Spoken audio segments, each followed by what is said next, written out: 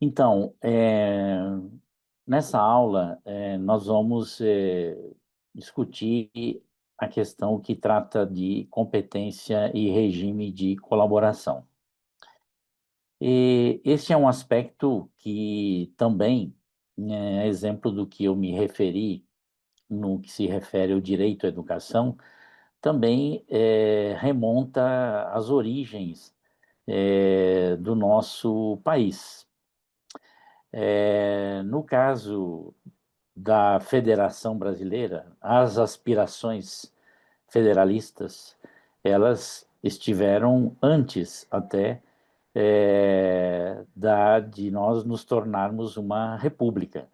Isso está na origem dos movimentos que nós tivemos, Revolução Farroupilha, Cabanada, Sabinada, né? Isso já estava expresso, essa esse desejo, né, das unidades territoriais brasileiras em relação ao poder central.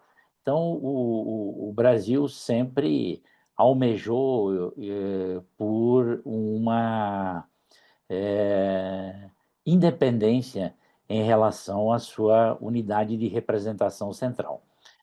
E isso vai ser consagrado na Constituição de 1891.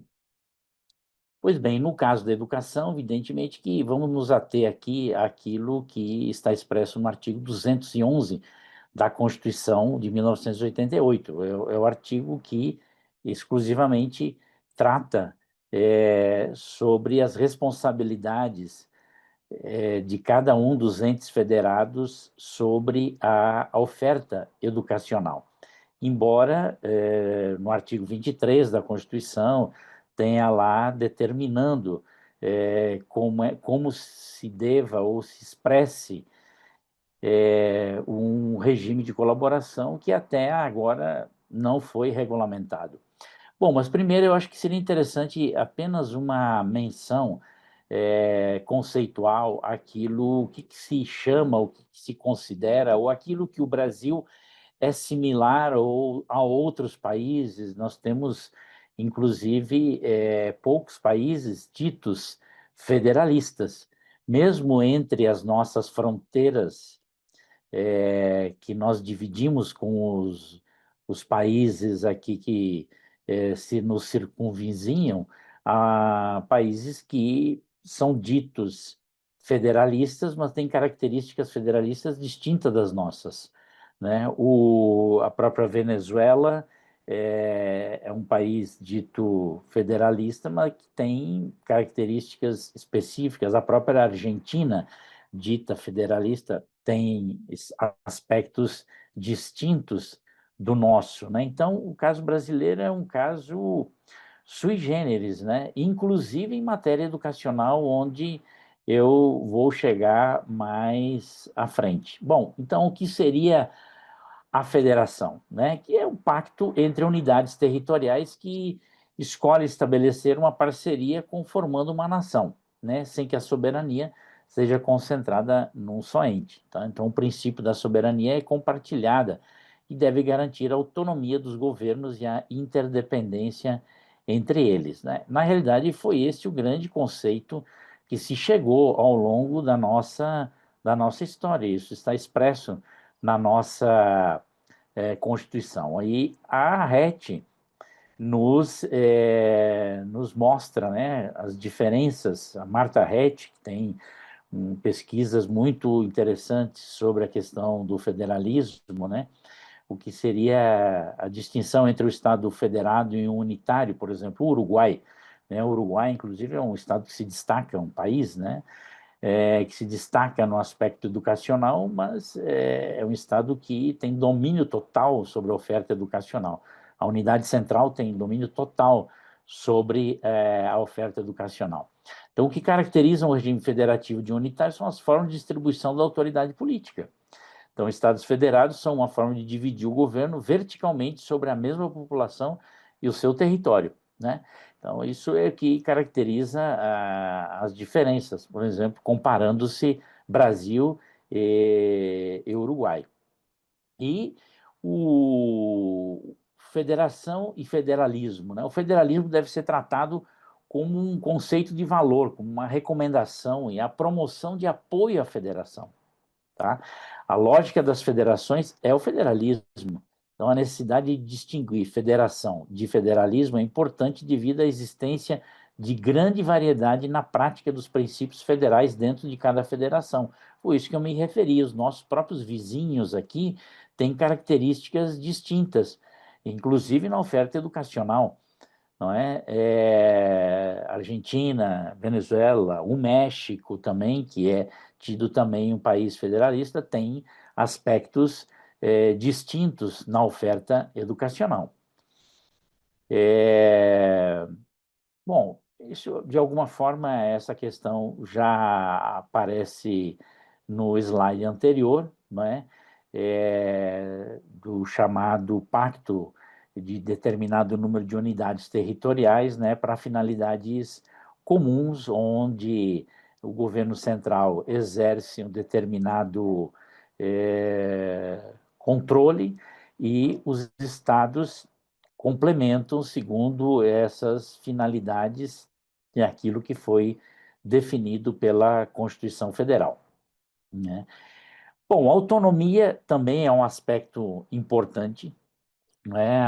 Os governos subnacionais não têm uma autonomia irrestrita, tendo em vista, inclusive, essa necessidade de interdependência, interpenetração, onde a União tem um papel importante, no caso da educação, a União, ela, no caso da educação básica, ela não oferece diretamente matrícula, né, vaga, né, a não ser no seu sistema federal, mas isso se refere às chamadas escolas técnicas, né, onde ela oferece educação básica, né, que é, na realidade, o ensino médio, que representa menos de 10% das matrículas de toda a estrutura da oferta do ensino médio, mas a União tem uma característica importante, ela produz uma legislação que é respeitada e seguida por toda a país, diferente, por exemplo, na Alemanha, né, onde a legislação produzida no âmbito central, inclusive, ela precisa ser, diríamos assim, validada em unidades federadas para valer. Em algumas, inclusive, ela não vale, né? Tem regras próprias. Então, a principal característica de uma federação é tanto a descentralização de competência, mas, sobretudo, a existência de um poder constituinte decorrente. Então, esse poder constituinte que é definido lá no artigo 211, onde nós temos a União cuida do seu sistema federal, né? O Estado cuida do seu sistema e por, tem por prerrogativa a responsabilidade sobre o ensino fundamental e o ensino médio, e o município a educação infantil e ensino fundamental. E aí, eu acho que a grande questão é que ainda nós temos um vazio, uma zona ainda cinzenta, é exatamente sobre essa atribuição de responsabilidade no âmbito que está definido no artigo 211, mas, no entanto, pairam ainda muitos problemas na oferta educacional, que é a questão do ensino fundamental, e é onde nós temos os grandes problemas, né? Os problemas da educação, na educação básica, não estão tanto no ensino médio. Quando a gente fala do ensino médio, o problema do ensino médio que se produziu uma reforma recentemente, mas os anos finais do ensino fundamental, para mim, são o grande motor dos problemas do ensino médio. E é exatamente essa lacuna que nós temos, porque, em geral, os anos finais do ensino fundamental estão sob a responsabilidade dos estados. É em apenas um único estado a responsabilidade foi transferida para os municípios, que é o caso do Ceará. Não à toa, hoje, o estado do Ceará é onde nós temos a melhor educação do Brasil. Hoje, o modelo de educação, que nós podemos dizer assim, o Brasil hoje tem um modelo de educação. O Brasil hoje pode ser visitado, e aliás, se visita.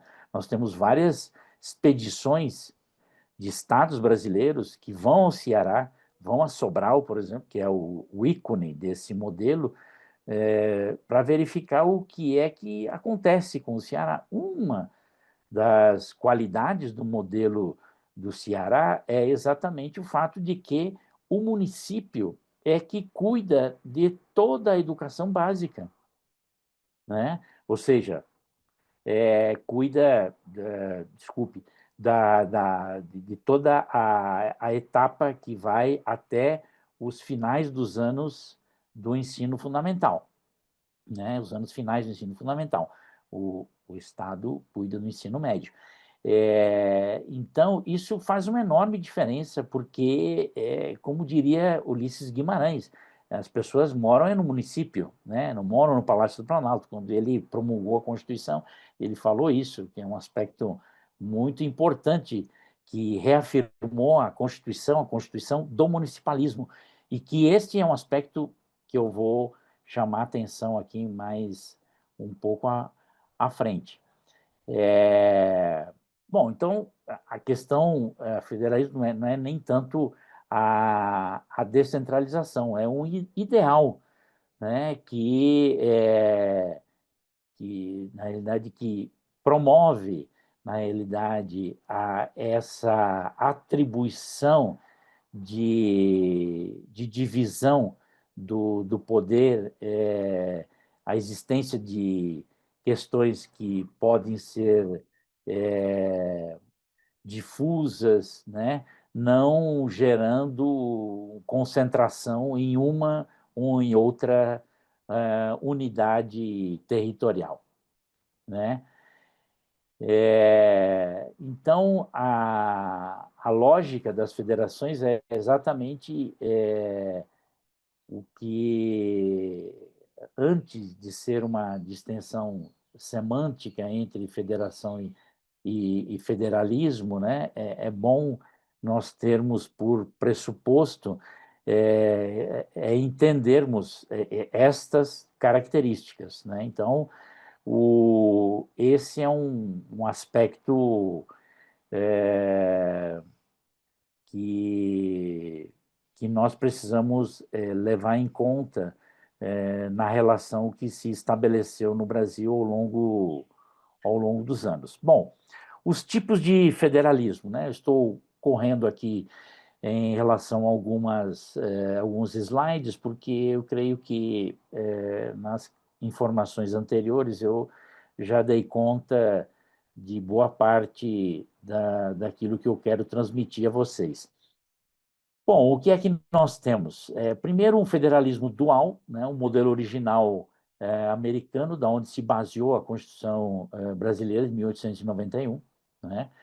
Um federalismo centralizado, em que as unidades subnacionais são agentes administrativos do governo central, é o caso, por exemplo, da Venezuela, da Áustria, da Índia, e um federalismo cooperativo, em que os entes federados e o governo nacional têm ação conjunta e capacidade de autogoverno, como na Alemanha, que, segundo os autores, seria o experimento mais acabado de federalismo que nós temos, né? Onde as unidades territoriais têm um papel de enorme colaboração com a unidade central, né? É, então, eu diria assim que estas relações entre a unidade central e as unidades subnacionais, as formas de como elas se estabelecem, é que vão determinar o caráter centralizador, descentralizador, não centralizador, que no nosso caso é ausente, porque nós não regulamentamos o artigo 23 da Constituição, que esse é um artigo basilar nesse aspecto e, portanto, é um tema ausente quando se debate a questão, por exemplo, do Sistema Nacional de Educação, embora o sistema já existe. Está expresso lá no artigo 211 que nós temos um sistema federal, que nós temos um sistema, os estados têm um sistema próprio, os municípios têm um sistema próprio, né? Isso já está dito, não é? Mas, no entanto, nós não temos um mecanismo que coordene estes sistemas. Em tese, nós não temos um sistema de sistemas, né? É isso que falta fazer. Não sei, nós temos um apego enorme em matéria educacional pelo aspecto legal, não é? Vocês que são operadores do direito, com certeza se deparam com esse aspecto com muito mais intensidade que, com certeza, nas políticas co-irmãs, na saúde, na assistência social, por exemplo, né? A saúde tem um aparato de participação, de construção de consensos muito maior desenvolvida do que a área de educação.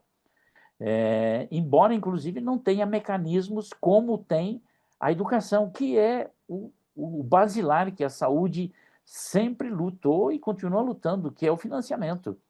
A emenda constitucional 29, que assegurou recursos da, da saúde, né, quando ela começou a ser implementada, ela foi pega pela emenda constitucional do teto de gastos, né? Então, vejam bem vocês, né? Quer dizer, o que nós temos em matéria da política educacional, em termos de mecanismo, em tese, muito mais avançado do ponto de vista da Constituição do que na área da saúde, né? No entanto, a área da saúde produz muito maiores consensos do que, do ponto de vista da sua operação, do que a área da educação. Esse é o que eu tenho discutido com os meus alunos, as pesquisas que nós temos feito. Então, a área da educação tem que aprender muito com a área da saúde, né? Como produz consenso, inclusive até porque a área da saúde tem um setor privado junto, né? As conferências nacionais de saúde, o setor privado está lá presente, né? A maior dificuldade que nós temos nas conferências de educação é exatamente essa relação entre o público e o privado. Bom, e o aspecto da federação, do federalismo, ele é pétreo, né, na nossa Constituição. O artigo 60 diz que não será aceita como proposta de emenda constitucional a possibilidade de abolir a forma federativa do Estado brasileiro, né? Bom, eu acho que aqui sim nós temos algumas características importantes a destacar, que a Constituição Federal de 88, de fato, ela rompeu com esse movimento que nós tínhamos, né? Eu cheguei a mencionar isso em outra oportunidade, que foi aquilo que foi expresso na Constituição de 34, depois revogado na 37, voltou na de 46, revogado em 68, depois apareceu timidamente com a emenda João Calmon, e apareceu na Constituição de 1988, que é esse movimento entre centralização e descentralização. Então, o Brasil tem uma organização federativa mais descentralizada das 23 federações existentes no mundo. E tem uma especificidade, isso que eu gostaria de chamar a atenção, né, em relação às demais federações do mundo, a inclusão do município como um terceiro ente federado. Nós temos no mundo duas experiências apenas, inclusive por questões étnicas, onde o município tem atribuições sobre matéria educacional, que é a África do Sul e na Bélgica. E agora, recentemente, eu fui informado que nos Balcãs, um desses países, não sei se Montenegro, assumiu também essa condição. Então, o Brasil é um caso único. Na realidade, nós temos uma estrutura que tem 5.700 sistemas municipais, 27 unidades federadas, que se equiparam a regiões administrativas como as da França, que é um país federado, ou mesmo as da Espanha, que tem autonomia e, embora não seja um Estado federado, tem uma federação, aliás, tem unidades que se poderiam até se equiparar a aspectos da federação. Então, o município, no caso brasileiro, é único nas constituições do mundo, né? Não existe outra experiência em que o município passe a integrar, em matéria educacional, a oferta educacional e tenha responsabilidades sobre isso, né? Bom, então o debate, no nosso caso, sempre assumiu essa característica ao longo dos anos. Mais centralização ou descentralização, dependendo da época e do período, né? As tensões políticas e financeiras, né? Agora mesmo nós estamos vivendo isso, quer dizer, os dados recentes do IBGE antevém um debate muito intenso que nós vamos ter que enfrentar, quer dizer, com o envelhecimento da população, já está apontado que em 2042 nós já vamos ter um déficit populacional. Fará sentido obrigar os municípios a investir 25% daquilo que arrecadam em educação? Será que nós não vamos precisar flexibilizar isso? Já se faz necessário em alguns municípios essa flexibilização, porque a população vem envelhecendo, já não tem mais crianças chegando principalmente no ensino fundamental, né? Na creche tem sentido porque nós sempre tivemos uma baixa cobertura na creche, nós temos uma proporção na idade de 0 a 3 anos abaixo de 50% em alguns municípios, mas alguns já estamos em 70, 80, até 90% e alguns já chegaram a 100%, não é? Mas no ensino fundamental nós temos, na média, no Brasil, pelo censo escolar, entre 400 e 600 mil crianças a menos a cada censo escolar, né? Então, isso se reflete ao fato de que estão nascendo menos crianças, né? E isso vai impactar. E isto também tem sido um fato que tem corrigido os nossos problemas educacionais. Os problemas educacionais de acesso foram resolvidos pela diminuição da população, né? Vejam vocês, né? A diminuição da população provocou, deu a oportunidade do país resolver os seus problemas educacionais. O que nós precisamos agora é melhorar os indicadores de aprendizagem, que estão muito aquém por aquilo que nós investimos em termos de recursos, né? Bom, a Constituição de 88, evidentemente, trouxe enormes complicações para essa engenharia institucional do país, essa heterogeneidade da nossa federação, a falta de clareza e regulamentação do que é o regime de colaboração do artigo 23, né? E aí isso foi sendo corrigido pelos fundos, né? Quer dizer, o Fundeb sendo inserido na Constituição em 2020 pela emenda constitucional 108, se tornou permanente. A política de fundos vai completar o ano que vem 30 anos, né? Começou com o Fundef, lá restrito ao ensino fundamental, não é? E apenas, né, ao ensino regular, nem a EJA originalmente estava prevista no Fundef, né? Depois ele foi sendo aperfeiçoado, né? Então, a política de fundos ela permitiu resolver essas assimetrias e principalmente garantir aos municípios uma oferta de educação que melhorou muito a situação. Quer dizer, antes do Fundef, nós tínhamos municípios praticando no salário dos professores um salário de um quarto do salário mínimo, metade do salário mínimo. Agora não, nós temos municípios pagando 2 salários mínimos, 3 salários mínimos, né, até 4 salários mínimos em alguns locais, né? Então a situação melhorou bastante com o Fundeb, né? Bom, eu diria assim, eu acho que fica aqui como uma recomendação: o federalismo na Alemanha é o federalismo assim inspirador para nossa, diríamos assim, a nossa busca de excelência, né? Não vou entrar aqui em detalhes, né? Mas vou, a partir do modelo alemão, destacar um aspecto que aparece em toda a discussão, que é a questão do princípio de subsidiariedade, né?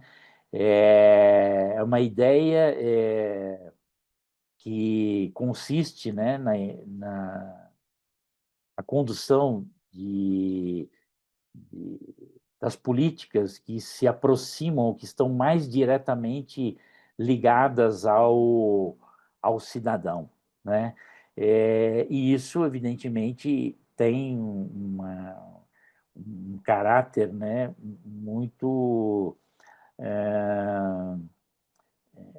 próximo, né, daquilo que é o município, daquilo que é a oferta municipal na área de educação, né? E talvez o fato do modelo cearense de educação ser exitoso e ter focado no ensino fundamental toda a sua oferta se deve a esse exemplar desempenho nas taxas de aprendizagem, tanto nos anos iniciais como nos anos finais, né? O modelo que depois se espalhou para o Piauí, para o Maranhão, Pernambuco, né? E eu estou falando de estados que são estados do Nordeste, que seguramente nesses últimos 30 anos é que melhoraram o seu desempenho por conta exatamente da política de fundos.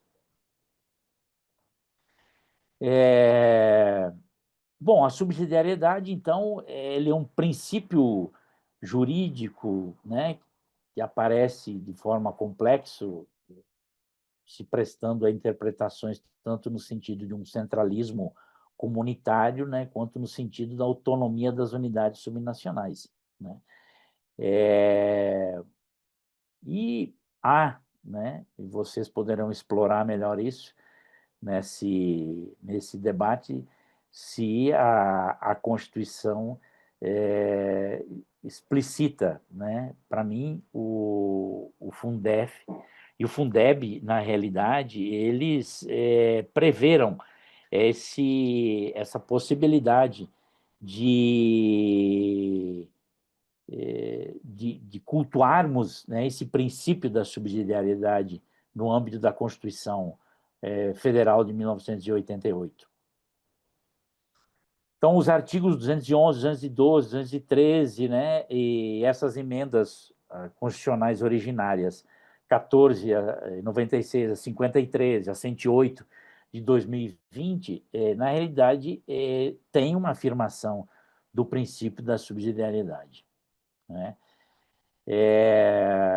E aí eu acho que há uma iniciativa muito importante, e no caso do município, muito pouco utilizada, que é a chamada Lei dos Consórcios Públicos, né? Eu gostaria de encerrar aqui essa participação, chamar a atenção para que a Emenda Constitucional 19 de 1998 determinou, né, que a União, os estados e os municípios disciplinarão, né, a lei dos consórcios públicos por meio de convênios de cooperação. Aí, em 2005, a Lei 11.107 definiu, né, as normas gerais da contratação dos consórcios públicos, e o Decreto 6.017 de 2007 fixou as normas. No entanto, isso é, ele se expressa em vários municípios, a existência de consórcios, né? Mas eles ainda estão no âmbito, se utilizam de uma personalidade jurídica de direito privado, né? Há poucas experiências de consórcios públicos. Na realidade, a Associação de Municípios Brasileiros, né, conduz uma experiência lá no a CNM, lá no Confederação Nacional dos Municípios, melhor dizendo, lá no Paraná, com essas características, né, que seria interessante acompanharmos, né, que na realidade é um poderoso instrumento que, em última instância, é a criação de uma autarquia intermunicipal, né, o que deve ser aprovada por aqueles municípios que se consorciam, né? Essa é uma realidade que daria características de coordenação de políticas. E, e isso prevê, inclusive, a lei dos consórcios, a presença, a participação vertical, aí no caso da União, e se a União participa de um consórcio municipal, necessariamente o Estado deve participar, isso é o que está previsto na lei.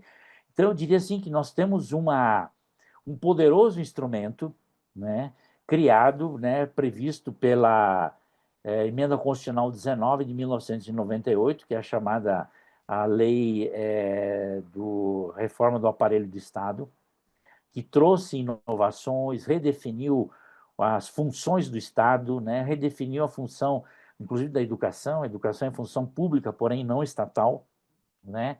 Criou os princípios da administração pública, não é? Legalidade, impessoalidade, moralidade, publicidade e eficiência, né? Que vocês acompanham e fiscalizam isso, né?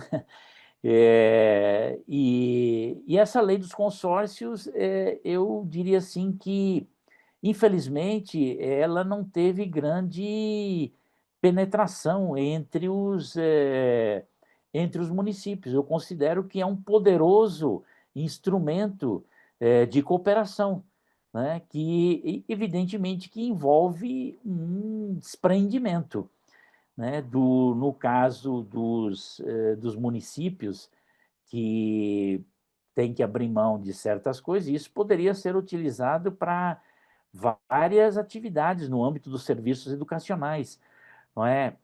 Por exemplo, contratação de professores, né? Promoção de concursos públicos unificados, né? Agora nós vamos ter um concurso nacional, mas poderíamos ter um concurso envolvendo, ou contratação de professores envolvendo um conjunto de municípios, né? Isso melhoraria e muito a gestão dos serviços educacionais, no meu modo de ver. Essas as inovações, né, que foram previstas, né, com o instrumento do consórcio público, né, uma cooperação horizontal e vertical, o instituto do convênio, a exigência de que os convênios sejam disciplinados por lei, não é? Enfim, e, evidentemente, esse artigo, né, da lei que diz que a União somente participará de consórcios públicos em que também façam parte todos os estados em cujos territórios estejam situados os municípios consorciados. Então, eu diria assim que nós temos elementos fundantes para organizar um regime de colaboração. O que nos falta é exatamente essa disponibilidade de praticar, né, no âmbito da educação, o exercício desse convencimento. Então, e aí, com certeza, o papel do governo central é fundamental. Eu acho que esta é a grande questão que ainda está por acontecer. Bom, eu deixo aqui esse depoimento a vocês, espero revê-los aqui em outras oportunidades.